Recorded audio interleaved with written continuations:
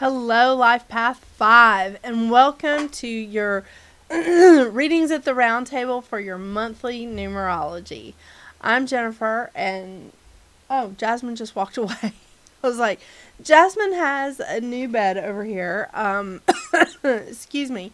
And she felt a little left out, I think, not being on the camera. What are you going to do? I mean, come on. But she keeps trolling back and forth, so you just can't make all the animals happy when you move your office. I know. It's crazy. They're not used to change like you are, Life Path 5. They're just not. Yeah. So, Life Path 5, April 2023.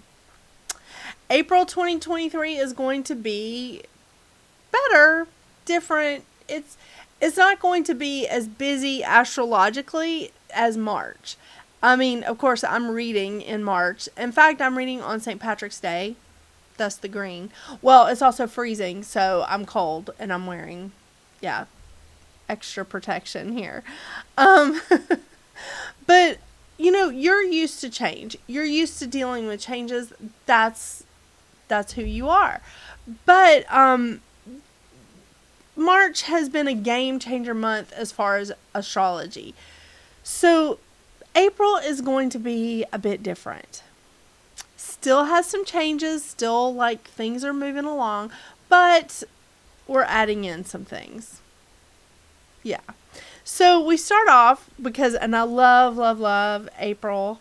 Love it because the sun is in Aries when we start out April. And I love that because the sun is exaltant when it's in Aries. It loves being in Aries. And I think everybody feels that.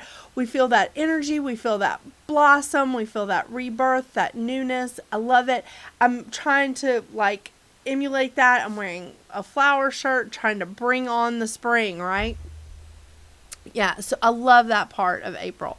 We also have some religious holidays in April. We have Passover. We have Easter. We also have Earth Day, which is fantastic. Everybody should be celebrating that as well. Yeah. But on the 3rd of April, we have Mercury moving into Taurus. Not a bad place for Mercury. On the 6th, we have the full moon in Libra. On the 11th, we have Venus moving out of Taurus and into Gemini. Awesome. On the 20th, here's our busy day for April. On the 20th, we have our second new moon in 28 days in Aries. We had an Aries new moon on the 21st, and on the 20th, we're going to have another Aries new moon. Now, we also have a solar eclipse in Aries that day. And the last degree of Aries, we have a solar eclipse.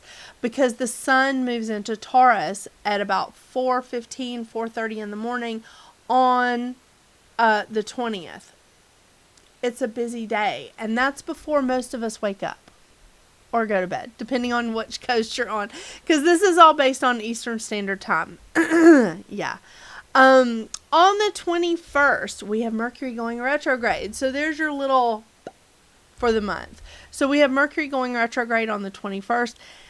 Mercury goes retrograde 3 times a year. It doesn't have to be the boogeyman. And in fact, I don't think it's the boogeyman anymore. I used to, but I don't anymore.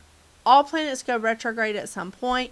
Some just go once a year, some every 2 years, some every 18 months. But Mercury 3 times a year. Mercury's a fast-moving guy, so he goes retrograde more often. But there is a shadow period. Don't forget that. 10 to 14 days before Mercury goes retrograde, we enter the shadow period. And 10 to 14 days after he goes direct, we're still in the shadow period. So keep that in mind. You can't stop your life when Mercury's in retrograde, but you can be more careful. You can be more sensitive to things going on. I've had clients and friends that have had to close on houses or buy houses during Mercury retrograde. I've had to buy cars during Mercury retrograde. Stuff happens. So you just got to go with the flow. For you, 5, April is a 7 month. This is, again, this is a wonderful thing because you're sort of doubling down on the 7 energy this month. We're in a 7 year and now you're in a 7 month. So this is great. Again, you're used to changes. You're used to like fun and passion, getting in that energy, this social time. You're used to being versatile and adaptable. That's your jam. I love saying that. That's who you are. 7 is all about the spiritual connection. It's all about our connection to each other, to the universe, to nature, which is a great thing for Earth Day this month, by the way. This is about spiritual expansion, spiritual study, enhancing your spiritual knowledge or your metaphysical knowledge. This is the chance for you to search for and recognize peace. This is a time for you to trust your own judgment. It's a time of philosophy, contemplation, introspection, discovery, assessment, analysis, investigation. I love, love, love all of those words together. But for you, I feel like this is so great because you're used to being versatile and adaptable and bringing in, like, doubling down on that 7 energy in April with the sun in Aries, like beginning the month with the sun in Aries is going to be wonderful for you. It truly is. The thing is, the shadow side of a 7 is self-imposed isolation, self-doubt, insecurities, or running from problems and decisions. Now, that can cause like some issues with the shadow side of a 5. The shadow side of a 5 is where you have these imagined limitations, these like self-imposed limitations on yourself, and coupled with that self-doubt or isolation or insecurity can really be hard. So what we need to do this month is be your versatile and adaptable self and just be like, there is no limitations. This is a limitless time for me. And it is. And when you start seeing that connection to the universe, to each other, to nature, you're really and truly going to see that there is no limits. There is no limits. And I love the I guess it's just the little phrase that I have that goes with the 7 that I pulled out of one of my decks. I am graceful spirit, finding insight, beauty, and peace all around me. That's going to be so wonderful for you this month because you're so dynamic and inspiring and passionate and so creative with it. I think this is just going to be awesome for you. And again, that second new moon in Aries, this, is just wonderful energy. It's rebirth. It's new beginning. And I love it. This is going to be awesome for you. Woohoo! All right, Life Path 5. Let's see what kind of cards we got for you this month. So this month I am pulling from 3 decks. I usually just pull from these 2, and sometimes I bring on a guest. So this month's guest is the Moonology deck. Love that. And it is one of the 2 decks that I read from the book. Yeah.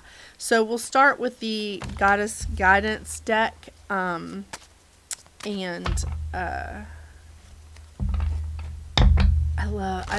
love these cards too.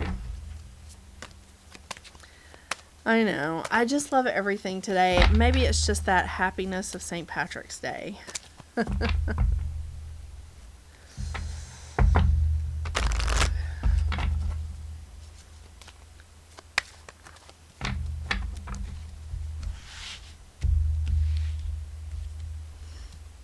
Oh, White Tara, sensitivity. Oh, that's a good one for you. Sensitivity. All right, let's pull from the crystal cards. Again, love this deck. Wow, those didn't even go together. Let's try that again.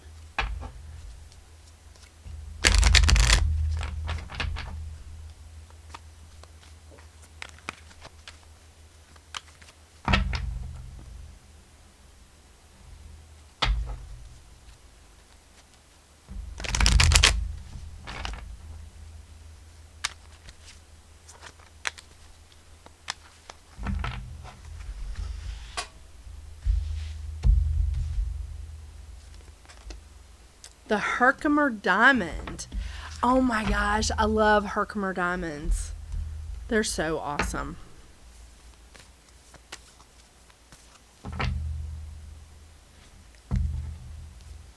Okay, last card from the Moonology deck.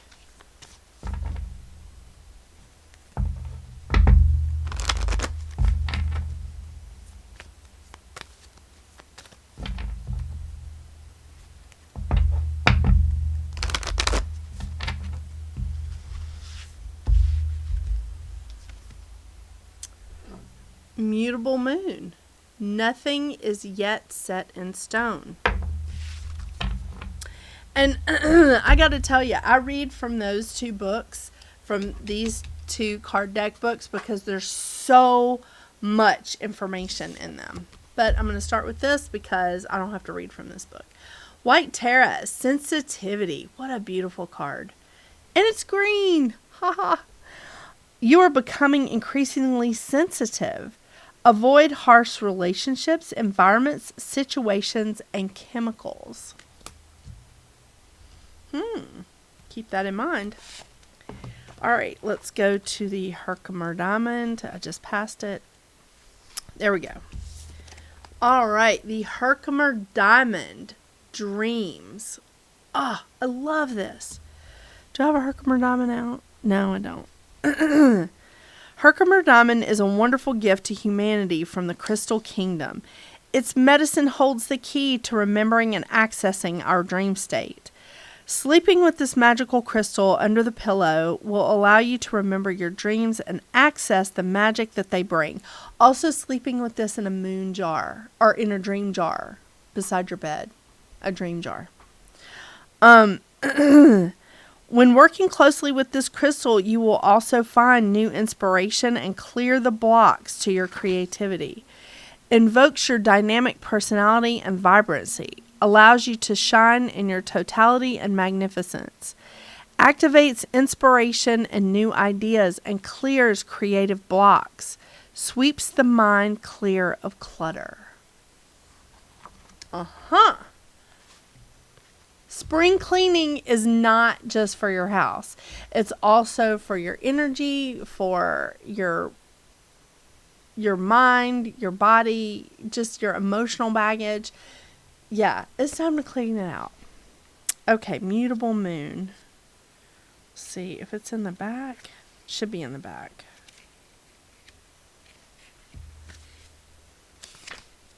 Here we go.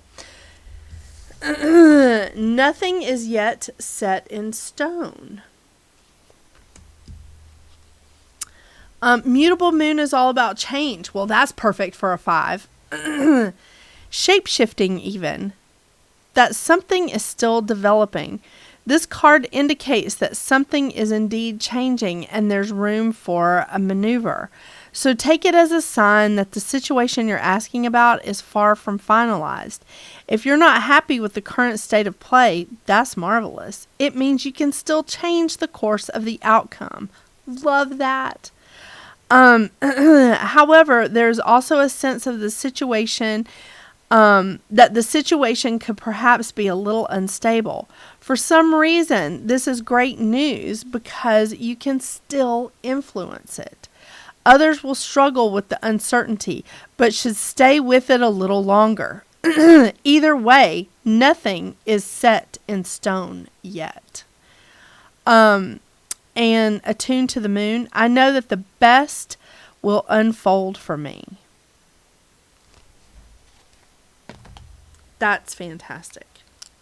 That is absolutely fantastic.